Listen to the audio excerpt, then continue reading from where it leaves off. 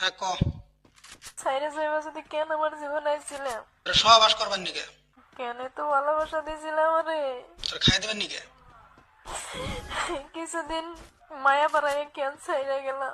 মায়া বাড়াইছি, ওটা কর্তব্য ছিল আমার। খাওয়া দাওয়া শেষ আমি ছাইরে দিছি, কোনো সমস্যা?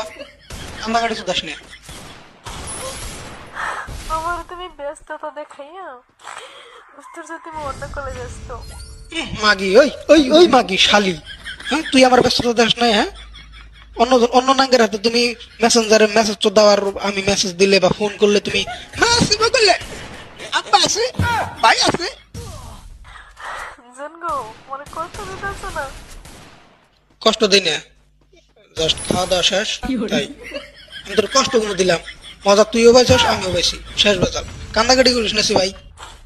এই কষ্টের ফল তুমি একদিন পাইবা, একদিন ঠিকই পাইবা।